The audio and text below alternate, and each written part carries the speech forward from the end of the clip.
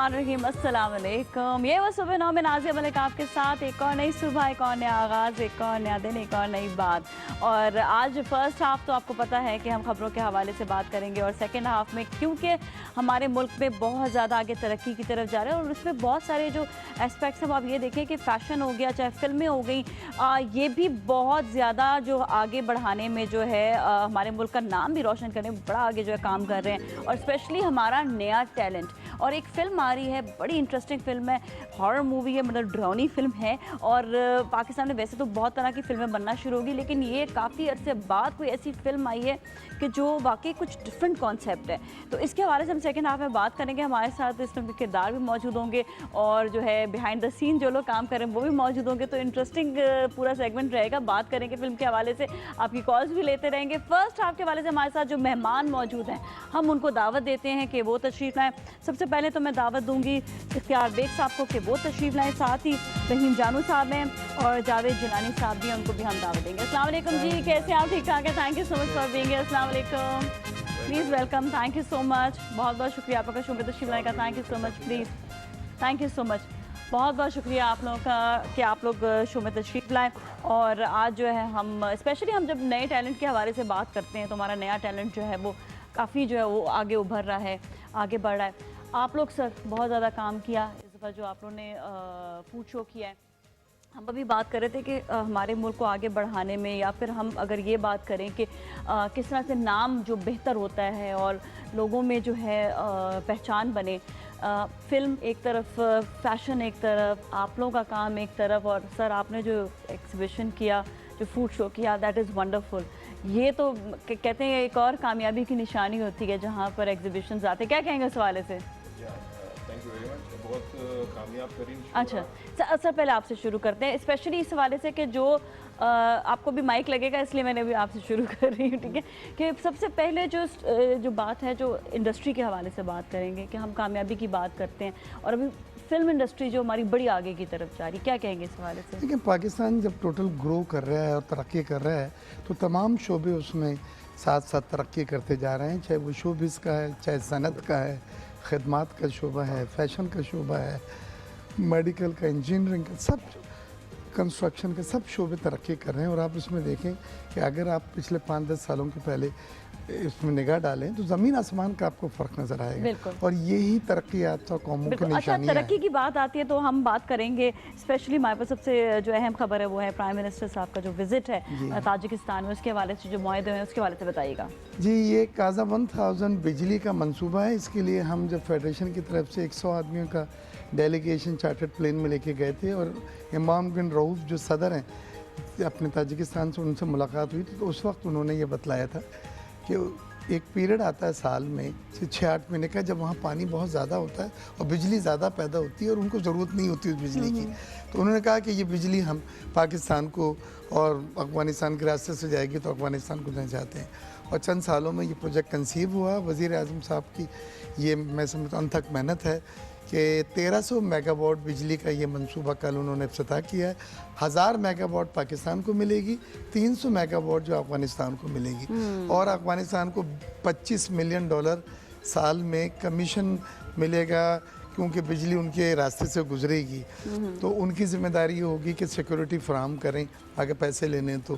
पाकिस्तान को 1000 megawatt hydro power है, यानी सबसे सस्ती होती है और सबसे साफ़ होती है, पानी से बनी हुई बिजली जी, जो बंद से बनती है। इससे ये कि हमारा फ्यूचर जो है वो बड़ा स्ट्रॉन्ग होगा। ये 20% हमारी शॉर्टफॉल का हिस्सा है। हमारी अगर 4000 मेगावाट की शॉर्टेज है तो 20% बिजली जो है वो काज़ा 1000 से हमको मिल रही है। ये बहुत बड़ी बात है। एक बार में हमें 1000 मेगावाट बिजली, ऑलरेडी हमारी सनतें बहुत बेहतर हो गई हैं। पंजाब में और सिंध में लोड शेडिंग तकरीबन ख़त्म है। 7 दिन सनतें हमारी चल रही हैं और उससे लार्ज स्केल मैन्युफैक्चरिंग की प्रोडक्शन भी बढ़ी है माशाल्लाह।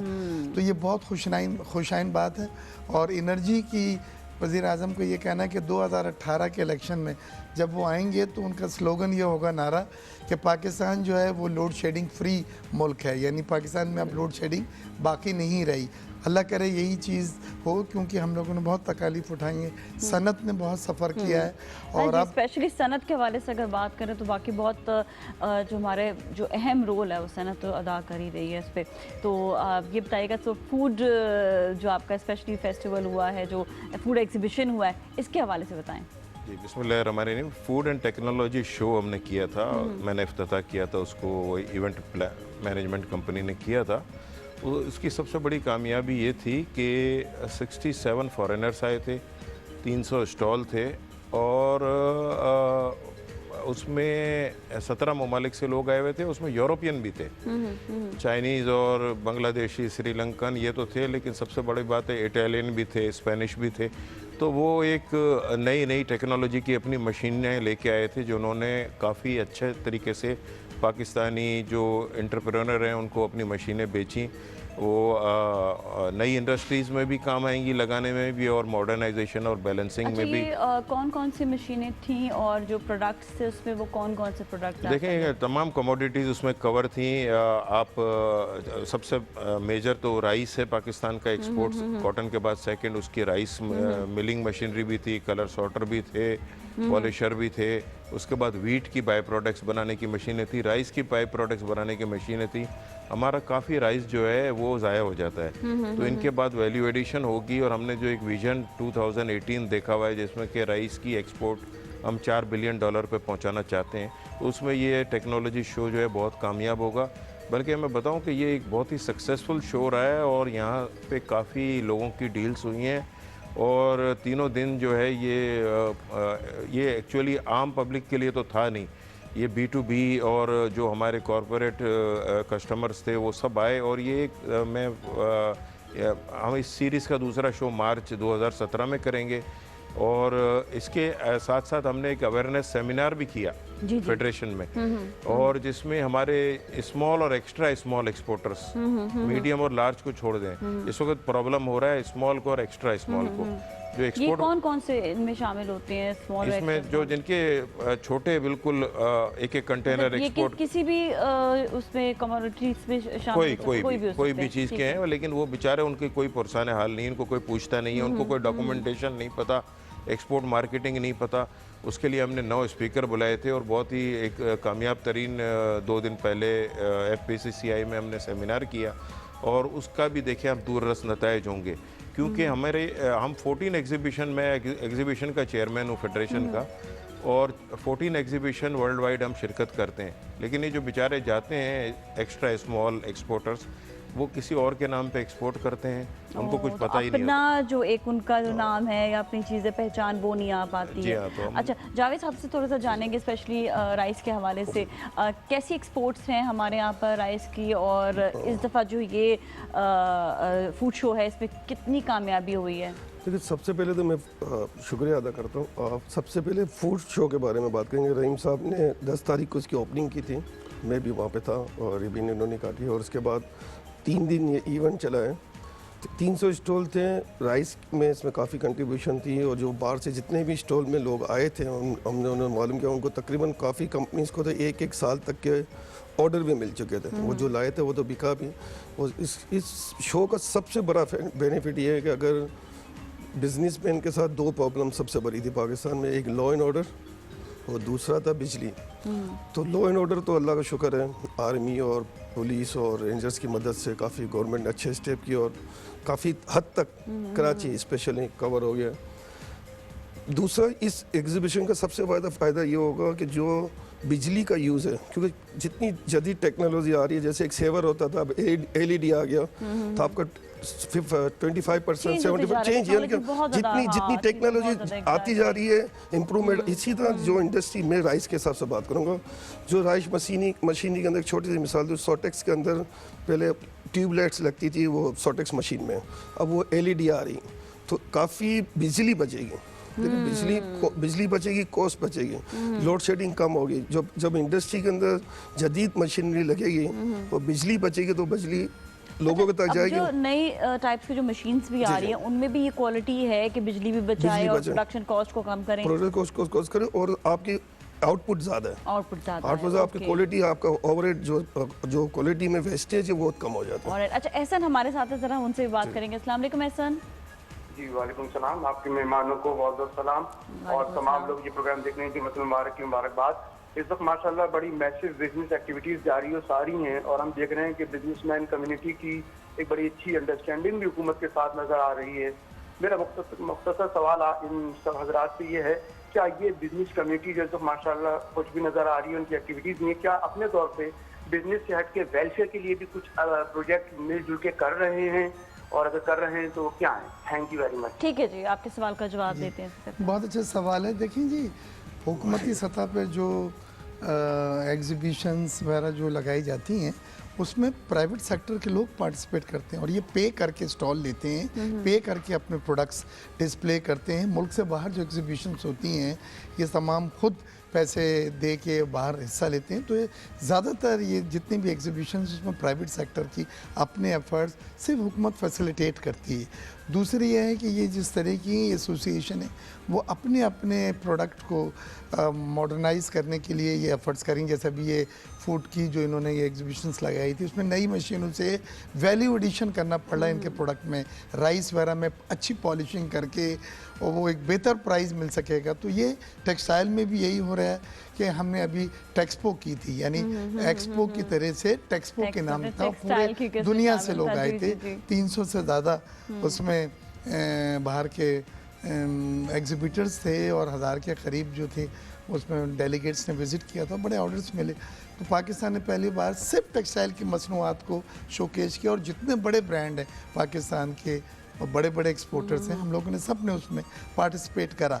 तो ये प्राइवेट सेक्टर का ही काम है, हुकूमत के साथ मिलके वो अपनी अपने शोबों में जो भी जिद्दत हो रही है, नई जो टेक्नोलॉजी आ रही है उसको अपना के, क्योंकि जो हमारे मेंबर्स होते हैं उनको जो छोटे जैसे बतलाया रहीम भाई ने उनकी इतनी नॉलेज नहीं होती, लिहाजा आपने उनको बतलाना कि यही नई मशीनें आई हैं, ये ख़रीद के आप अपनी यूनिट प्राइस बढ़ा सकते हैं। बायर्स की अब ये रिक्वायरमेंट हो गई है, टेस्टिंग में वो कहता है कि जी ये अगर मशीन से बना हुआ तो ही हम लेंगे। ये सब चीज़ें आपको हर लम्हा वहाँ तब्दीली आ रही है तो आपको फॉलो रखना पड़ता है। जी एक और कॉलर पे रहीम साहब आपकी तरफ। जी बिल्कुल बिल्कुल, एक और कॉलर से बात करने के बाद। हेलो जी, अस्सलाम वालेकुम। वालेकुम सलाम। जी जी, क्या कहेंगे? Well, I have a question about to your panelists. Ji ji. In Europe and America, the transmission lines are owned by a separate company, and the production or generation is by a separate company. Then the billing people are separate. Like the whole scenario is divided into 3 different parts. One is generation, the second is transmission, and third one is billing and marketing.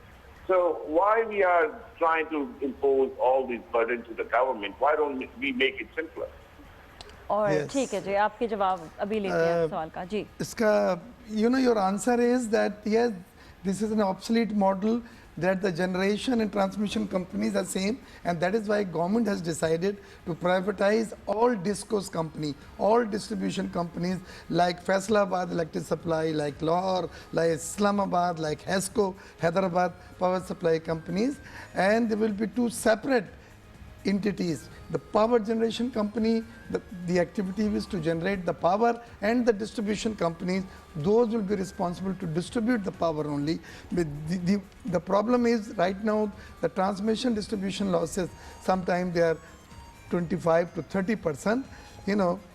It is because of the distribution company. So we have to do investment and augment and upgrade the transmission system of those companies. जी मैं एहसन साहब के सवाल का जवाब दूंगा। उन्होंने सवाल welfare के बारे में किया था कि वेलफेयर प्रोजेक्ट बिजनेसमैन कर रहे हैं कि नहीं। डेफिनेटली अगर मैं आपको बताऊं कि बिजनेसमैन अगर वेलफेयर प्रोजेक्ट ना करते होते तो इस वक्त हुकूमत बहुत बड़े मसाइल का शिकार होती।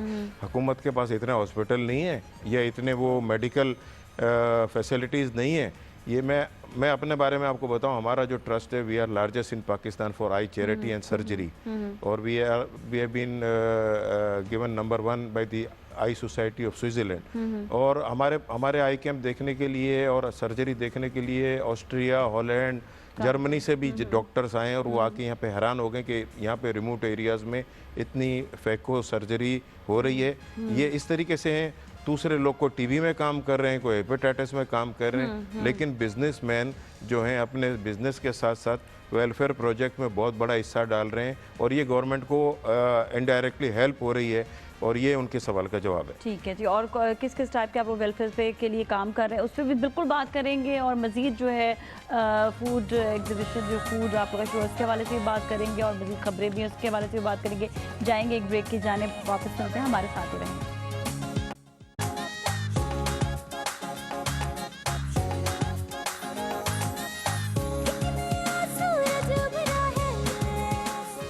जी खुश आमदीद एक बार फिर नाजरीन, और आज हम जो है बात कर रहे हैं इम्पोर्टेंट ख़बरों के हवाले से भी और साथ साथ जो है जो फूड शो हुआ था उसके हवाले से, क्योंकि हमारे लिए एक्सपोर्ट्स जो है बड़ी इंपॉर्टेंट है और किस तरह एक्सपोर्ट्स को बढ़ा सकते हैं, किस तरह से हमारे बिजनेसमैन जो है इस पर काम भी कर रहे हैं। थोड़ा सा कंटिन्यू करेंगे आगे रहीम जानू साहब से ही कि स्पेशली जो हम बात कर रहे हैं कि ये फूड शो जो हुआ इस पर कौन सी ऐसी कमोडिटीज़ हैं जिस पर सबसे ज़्यादा तवज्जो दी गई या जिसको सबसे ज़्यादा रिस्पांस भी दिया गया, और कहाँ पर कौन सी ऐसी कमोडिटी जिसका अभी लैक करी जिसको ज़रूरत है ज़्यादा तवज्जो देने की? जी सबसे पहले तो इसमें जो मेन टारगेट था फूड शो में वो राइस ही था, क्योंकि पाकिस्तान की बहुत बड़ी एक्सपोर्ट कमोडिटी है और सबसे बड़ी बात यह है कि गवर्नमेंट की हमें सपोर्ट रही है, क्योंकि हम चावल खाने वाले मुल्क नहीं हैं और हमारे पास जो 65 लाख टन चावल पैदा होता है उसमें से करीबन 40 लाख टन एक्सपोर्ट हो जाता है और पाकिस्तानी इस consume about 2.3 to 2.5 million turns.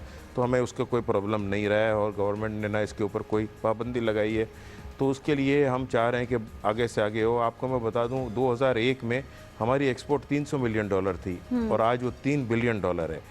तो 1000% तरक्की पाकिस्तान की किसी कमोडिटी या ट्रेड में नहीं हुई है जो कि राइस में हुई है, तो उसको हम और बढ़ाना चाहते हैं।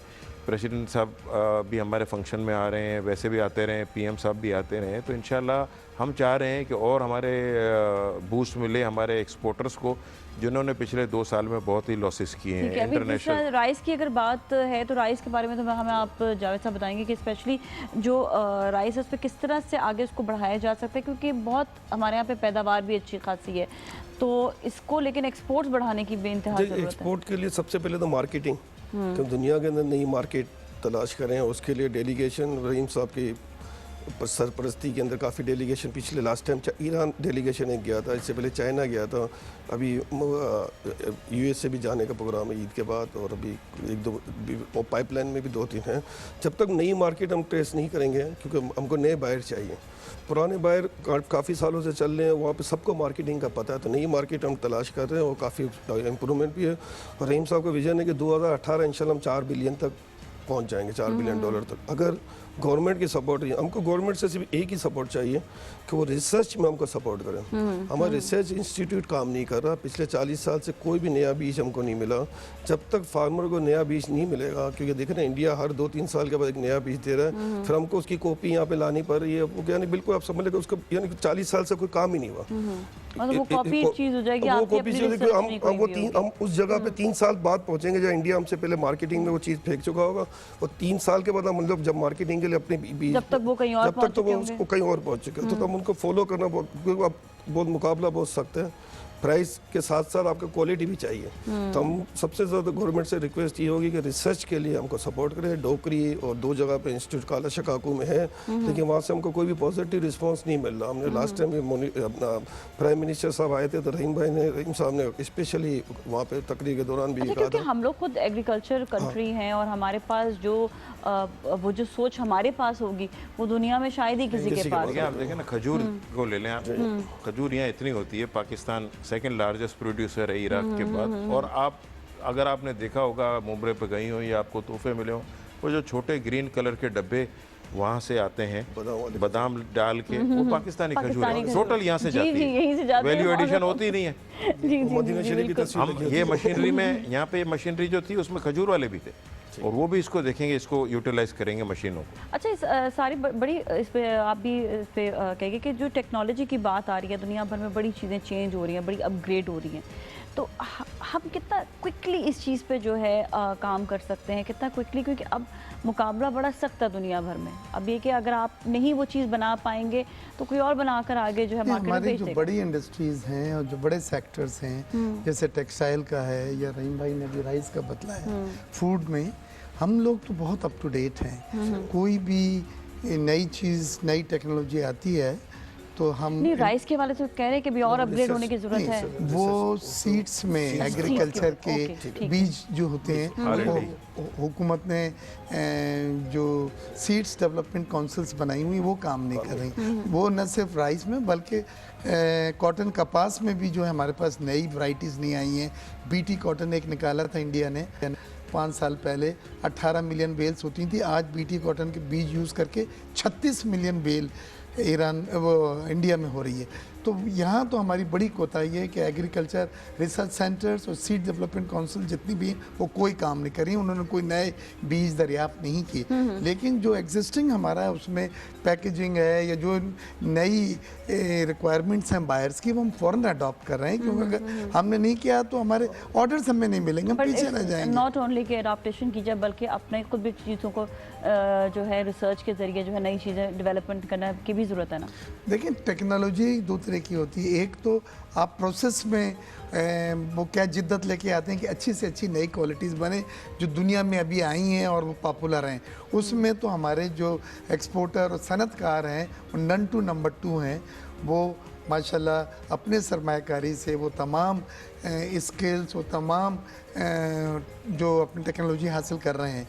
लेकिन मैं बात जो आपने बात की वो यह है कि हमें एज ए कॉटन कंट्री अपने आप को डेवलप नहीं कर सकी। अभी तक हमारी 11-12 मिलियन बेल हैं, इस साल कम होके 10 मिलियन बेल हो गई हैं बढ़ने के बजाय। यहाँ पे हमारी कोताही, और ये प्राइवेट सेक्टर से नहीं हो सकेगा। ये हुकूमत और प्राइवेट सेक्टर मिलके होगा, या हुकूमत के जो इदारे हैं उनको दें कि भाई 20 साल में तुम एक बीज जो है डेवलप नहीं कर सके, और जो हमसाया मुल्क है उसके पास जो है 8-8 नई वैरायटीज़ आ गई हैं। ये अकाउंटेबिलिटी हो। अकाउंटेबिलिटी का प्रोसेस जो लफ्ज़ है that should be applied across the board for everywhere. अब क्या होता है कि वो रिसर्च में नए जब बीज नहीं आते तो हमारी जो पुरानी बीज से प्रोडक्शन है, पैदावार है, वो कम है। तो 1 एकड़ में जिस तरह अभी हम ये बात कर रहे थे कि जिस तरह जो बिजली है पहले वो जो थी किस तरह से बनती थी, अब ये कि हम लोग LED के बल्ब आ गए हैं और डिफरेंट चीज़ आ गई, इन्वर्टर्स आ गए, तो सोलर सिस्टम आ गए, तो इजी होता जा रही है हर चीज़। 1 एकड़ कॉटन में वही पसीना देते हैं, वही पानी देते हैं, वही अपना फर्टिलाइजर दी जाती है, और अगर आपको मिलती है 35 टन, और दूसरा मुल्क उसी 1 एकड़ में 65 टन जो पैदावार ले रहा है, तो उसको तो वहीं पे मुनाफा हो गया ना। अच्छा, इन चीज़ों में क्वालिटी तो डैमेज नहीं होती कहीं? नहीं, देखें क्वालिटी डैमेज नहीं होती, बल्कि हम तो अवेयरनेस प्रोग्राम हमने शुरू किया हुआ है लेटेस्ट फार्म टेक्नोलॉजी अडॉप्ट करने का हमारे अपने खर्च पे। CM साहब से हमने कहा हमें प्रोग्रेसिव फार्मर्स के नाम दें, हम उनको अपने खर्च पे बाहर भेजना चाहते हैं ताकि वो नई लेटेस्ट फार्म टेक्नोलॉजी सीख के आएँ। और इस तरीके से जब तक हम पैदावार नहीं बढ़ाएंगे, रिसर्च एंड डेवलपमेंट में काम नहीं करेंगे, इसके लिए सबसे बड़ी बुनियादी वजह ये है कि इन इदारों को या तो गवर्नमेंट प्राइवेटाइज कर दे, या स्टेक होल्डर्स जो हैं उनको सौंप दे, या कम से कम बोर्ड पे तो हमारे बंदे लें जो जिस के हैं। अब पॉलिटिकल अपॉइंटी अगर होंगे तो वो लाजमी है, उनको पता है नहीं और वो कुछ डिलीवर कर नहीं सकेंगे। लेकिन ये कि जब तक के लेटेस्ट फार्म टेक्नोलॉजी अडॉप्ट नहीं होगी, पैदावार नहीं बढ़ेगी। हम हमारी पैदावार आपको हैरत होगी सुन के कि पिछले 10 साल से 65 लाख टन ही है, और लोग बढ़ते चले जा रहे हैं, लोग बढ़ते हैं, एक्सपोर्ट हमारे पास कुछ बचता ही नहीं है एक्सपोर्ट करने के बाद। होगा यही रहा तो 10 साल के बाद एक्सपोर्ट खत्म हो जाएगी। नहीं तो यहाँ तो हमारी तो अगर चावल की यहाँ पे चह रहे हैं, ये तो अल्लाह का शुक्र है कि इतनी पाकिस्तानी कौम गंदम खाती है, चावल के तरफ इतनी रागिब नहीं हुई है, तो चावल बच जाता है एक्सपोर्ट के लिए। कॉटन की 2 से 3 मिलियन बेल इंपोर्ट करना पड़ा इस साल। पैदावार अगर नहीं बढ़ेगी और कंजम्पशन बढ़ेगी तो आप खुद देख लें क्या होगा। तो इसी तरीके से शुगर का हाल है, इसी तरीके से व्हीट का हाल है, इसी तरीके से दूसरी कमोडिटी। देखें कौन, आपको एक मैं मिसाल दूँ, मक्का भुट्टा जिसको आप कहते हैं मकई, वो आप देखें उसको फार्म हमारे ये भी हमारे अंडर में है, हम लोगों के ही बंदे एक्सपोर्ट कर रहे हैं, मैं भी कर रहा हूँ, ये भी जावेद भाई भी कर रहे हैं, दूसरे भी कर रहे हैं। ये 3 साल पहले आपने सुना भी नहीं था कि पाकिस्तान से कौन एक्सपोर्ट हो रहा है। अब यहाँ से लाखों डॉलर का बल्कि मिलियन ऑफ डॉलर का कॉर्न हर साल एक्सपोर्ट हो रहा है दुनिया की बड़ी बड़ी मंडियों में, और पाकिस्तानी कॉर्न और मेज़ की इस वक्त बहुत डिमांड है। अभी सीज़न आने वाली है और इतनी अच्छी गर्मी पड़ी है कि ये मॉइस्चर भी नहीं है, और अभी से हमारे ऑर्डर आना शुरू हो गए। तो ये एक मैं आपको बात बता रहा हूँ, ऐसी बहुत सी चीज़ें हैं जिस पे हमारे काश्तकार काम करते हैं और उनको बताने की ज़रूरत थी। उससे पहले क्या था, भुट्टे की तो या कॉर्न की तो यही थी, ऑयल मिल ले लेते थे, एक्सपोर्ट कहाँ होता था, ऑयल मिल लेके कॉर्न ऑयल बना के पाकिस्तान में बेचते थे। तो इस पे कैसे डेवलपमेंट हुई या बाकी और जो चीज़ें ये इसको भी मैं सलाम पेश करूंगा हमारे रीप के मेंबर्स को। Largest corn exporters in Pakistan are all REAP members, और इनकी अपनी भी एक शनाख्त है और ये कर रहे हैं। और ये मैं बताऊं कि इन्होंने इसको डेवलप किया विदाउट एनी गवर्नमेंट सपोर्ट। हम तो कॉमर्स मिनिस्टर साहब को हम यही बोलते हैं। अभी आपको ये हैरत होगी कि EDF में अरबों रुपए हमारे पड़े हुए हैं, आज तक हमको 1 रुपया नहीं मिला है हमारे काम के लिए। हमको रीप हाउस बनाना है, टेक्निकल स्कूल बनाना है, नहीं मिले हैं। और हमारा रीप का चेयरमैन या चले कॉर्न का या वीट का, ये सब हमारे इंटरकनेक्टेड हैं। ये तीनों आइटम जो बड़े एक्सपोर्ट है ना, वो under the umbrella of REAP हैं। तो इनका हमारा बंदा IDF में ही नहीं है कि हमारी बात पहुंचा सके गवर्नमेंट को कि हमें ये ज़रूरत है, ये चीज़ें चाहिए। अभी प्राइम मिनिस्टर साहब से मेरी बात हुई, मैंने उनको पूरा समझाया कि आप एक अलग मिनिस्ट्री इसकी बना दें ताकि हम उससे ये कि काफ़ी हद तक जो है फिर जी हम जाके बात तो कर सकते। लेकिन ऐसा हो नहीं रहा क्योंकि टेक्सटाइल की अलहदा हमने बनवाई थी।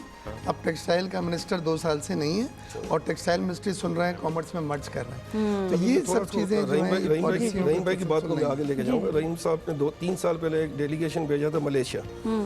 बेसिकली वो राइस के लिए गया था कि राइस मार्केटिंग देखने जाए। वहाँ कौन, जब पार्टियों से मुलाकात हुई तो कौन की डिमांड वहाँ बहुत ज़्यादा है।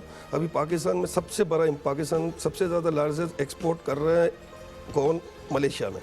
हम बेसिकली गए थे राइस के लिए, लेकिन हमको एक नई मार्केट मिल गई कौन की, क्योंकि जब बिजनेसमैन जब जाता है ना तो फिर हर अपनी कम्युनिटी अपनी आइटम्स के अलावा दूसरी आइटमों की मार्केटिंग करता है। तो डेलीगेशन का फायदा ये होता है कि जब जाते हैं तो नई मार्केटें मिलती हैं। अब देखिए कौन बहुत तकरीबन 90% जो चीज़ चाहिए वो 95% एक्सपोर्ट राइस रीफ के थ्रू हो रहा है कौन का भी। तो ये भी हम उसको तो उसमें 3 बिलियन में नहीं गिनते, वरना हम 4 बिलियन क्रॉस कर चुके हैं। आपको मैं मिसाल दूं ना, ये SMS की और एक्स्ट्रा स्मॉल की बात हो रही है। हमारे राइस के और ये कॉर्न की और ब्रोकर जो लोकल ट्रेडिंग और गल्ला मंडी में बैठते थे पंजाब में और कराची में, उनको मैं अपने साथ डेलीगेशन में लेके गया। और आपको सुन के हैरत होगी कि they are now among the top 10 exporters of Pakistan. ये छोटे लोग इन्होंने मेहनत की, गए डेलीगेशन में, क्योंकि उन लोगों को मालूम है कि कहां से कैसे सफर वसीला है जफर। और प्रेसिडेंट ने उनको ट्रॉफी भी दी। हाँ, ट्रॉफी भी दी, टॉप 10। चलिए, तो आपने उन लोगों को जो काम कर रहे थे उनको आगे बढ़ाया और उनको आज इस मकाम पर पहुंचाया। और इंशाल्लाह नेक्स्ट भी और भी बहुत सारे लोग आएंगे। तो बहुत है हमें माशाल्लाह। हमारे जो पाकिस्तानीज हैं सिर्फ उन्हें सही डायरेक्शन मिल जाए, बहुत मेहनती हैं, बहुत एंटरप्रेन्योरशिप है उनमें। और मैं आपको एक बात और भी बता दूं, डॉक्टर साहब की बात को मैं सेकंड करते हैं कि हमारे यहाँ एक दूसरे की मदद करने का रिवाज बहुत है। ये कहते हैं ना कि कंपटीटर भी आपको एक टेबल पे देखें बैठे होंगे, एक दूसरे को सिखा रहे होंगे कि ये ऐसा करना है, ऐसा करना है, तुम्हारा हमारी अपनी फील्ड से भी सब एक दूसरे का ख्याल रखते हैं, जो अच्छे दिल के होते हैं। जो नहीं होते वो फिर उसकी परसेंटेज कम है, वो परसेंटेज कम हो जाती है।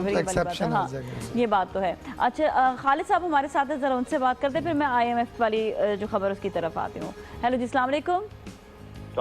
जी खालिद साहब, मैं ये बातें सुन रहा था, बड़े सीनियर और बड़े एक्सपर्ट अपने फील्ड के बैठे हैं, और मेरी इनसे रिक्वेस्ट ये है कि जितनी भी ये बातें हो रही हैं, एक्चुअली जो भी हमारा डिपार्टमेंट है, सम और दी अदर, या तो उसका जो टॉप मैन होता है वही प्रोफेशनल नहीं होता और उसकी उसमें एक्सपर्टीज नहीं होती।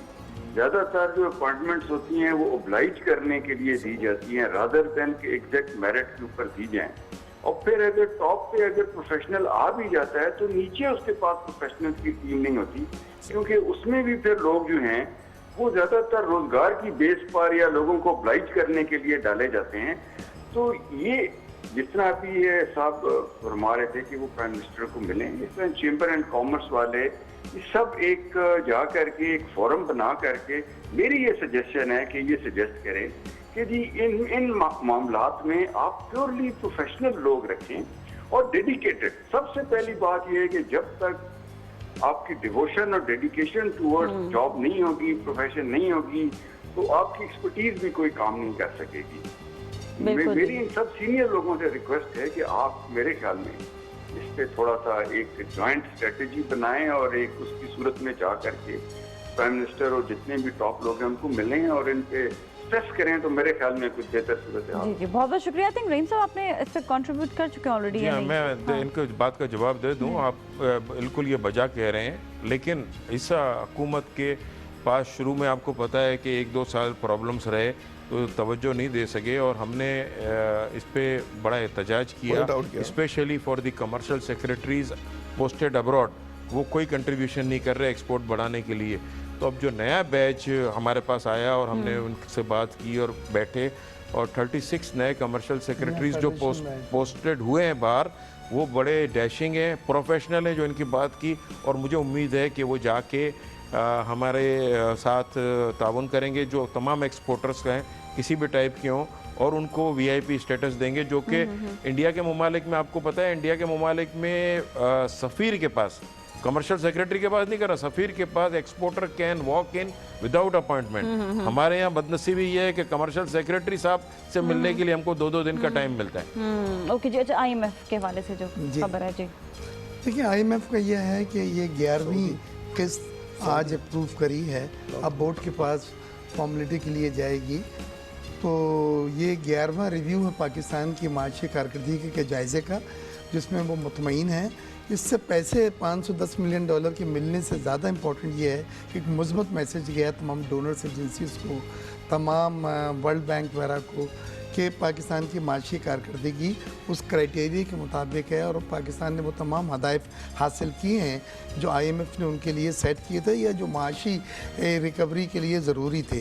तो मैं इसमें मुबारकबाद पेश करता हूँ, लेकिन साथ साथ दुआ भी है कि अल्लाह करे कि ये आखिरी किस्त और आखिरी प्रोग्राम, उसके बाद दोबारा हमें IMF के पास जाना ना पड़े, और हम अपने तौर पर अपने पैरों पर दोबारा खड़े होकर कर्ज़ों से, ये नालत से हमें निजात मिले।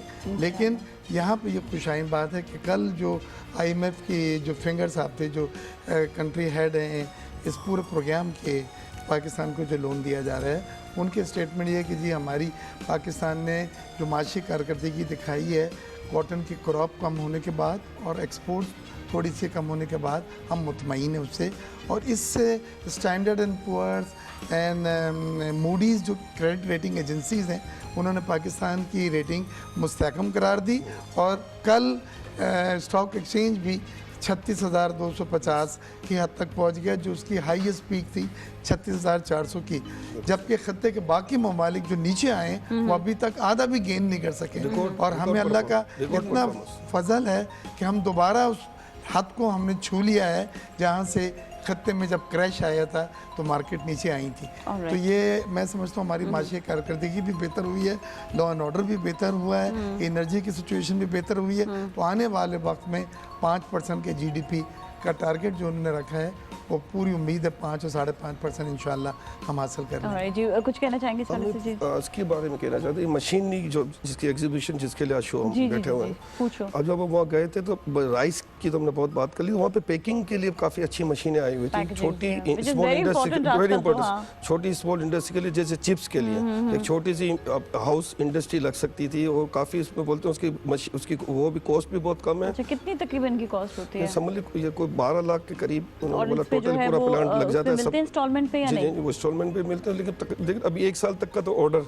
लोगों ने बोला कि हम इटालियन भी आए हुए थे, मशीनरी इटालियन, बिल्कुल इटालियन भी आए, तो वही सब दोबारा 1 साल तक ऑर्डर भी हो गए हैं। 1 साल तक के ऑर्डर है। वहाँ हमसे वहाँ पे एग्जीबिशन में किसी ने सवाल पूछा कि इतना फॉरेन एक्सचेंज, तो हमने उनको यही जवाब दिया, जो फॉरेन एक्सचेंज बाहर जा रहा है उसकी जो मशीनरी आएगी या इंडस्ट्री लगेगी, ओवर वैल्यूड होगा, तो यहाँ से हम जो चीज़ 10 रुपये में एक्सपोर्ट कर रहे हैं, अच्छी जब क्वालिटी बनेगी तो 12 से 13 रुपये में एक्सपोर्ट करेंगे, तो हमारी 20 से 30% एक्सपोर्ट बढ़ जाएगी, क्योंकि टेक्नोलॉजी तो मस्ट है।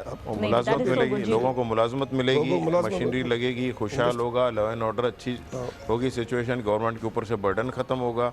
तो ये तमाम चीजें हैं जो कि जरूरी है। छोटे दर्जे के लोग आप लोग रख सकते हैं, 12 लाख का मिल के फैमिली ने 2 महीने में डाल दिया, अगर है तो फिर तो मुश्किल बात है। सबसे ज्यादा इम्पोर्टेंट चीज है, और इससे सबसे फायदा ये होगा कि आप लोग एक तो साथ भी देते हैं उनका जो है स्मॉल स्केल पे काम शुरू करते हैं, और दूसरा ये कि ये बड़ा अच्छी चीज है जो ये आप लोगों ने अभी बताया। राइस के पापड़ उसकी मशीनरी आई हुई है, एग्जैक्टली, दिस इज नूडल्स की आई हुई है। आप हैरान हो गए, आप अगर आप जाती तो देखती हैं आप बिल्कुल, ये तो सबके लिए अच्छा है, स्पेशली जो खवातीन जो है वो अगर काम करना चाहे वो भी स्मॉल स्केल पे काम हाँ, कर बिल्कुल। सकती है, क्योंकि Vendor वो फूड के industry बारे में कहलाती जितना है। अच्छा वो जानती है कि बाकी अभी आपको राइस के मैं एक बात और बता दूं, डाइट राइस भी इंट्रोड्यूस हो गया, आपका वजन भी नहीं बढ़ेगा। ये वो जो ब्राउन राइस होता है नहीं वो नहीं, वो इसमें ये दूसरा राइस है, इसमें से पूरा स्टार्च जो है उसको मशीन ऐसी है जो उसको निकाल लेती हैं यूरोप और आप खाएं, लेकिन आपको लगेगा आप तो ये चावल खा market रही हैं में लेकिन है या आपको नहीं है? वजन यूरोप अभी तो एक्सपोर्ट हो यूरोप रहा जा है रहा है, अभी हाँ, पाकिस्तान हाँ लाए ना, हम इतना हम तो ढूंढते रहते हैं, हम तो खाली वो जो ब्राउन राइस है अभी तो उसमें गुजारे, लेकिन वो पकने के बाद इतने मजेदार नहीं, मजेदार नहीं है, brown rice लगते, लेकिन फिर भी चावल खाने खाने पड़ते हैं वो। चावल खाने वाले को ब्राउन राइस नहीं पसंद तो नहीं हर एक हर नहीं खा सकता है, नहीं, हम नहीं, लोग मुझे जो पसंद ही नहीं है। बड़े स्ट्रिक्ट डाइट पे कंट्रोल वाले लोग हैं वो लेकिन खा अभी जो लेते नई हैं। राइस है इसमें इसमें से ये तो प्रॉब्लम स्टार्च निकाल लेते हैं तो उसका टेस्ट वही होगा व्हाइट राइस हाँ, का। राइस का so है। good. इसलिए ये तो जरूर आप लोग इंट्रोड्यूस करें, आप लोग से एक रिक्वेस्ट है। Thank you so much for being here, बहुत बहुत शुक्रिया, आपका भी बहुत बहुत शुक्रिया। और नाज़रीन, अभी गर्मियों की छुट्टियां भी बच्चों के लिए आने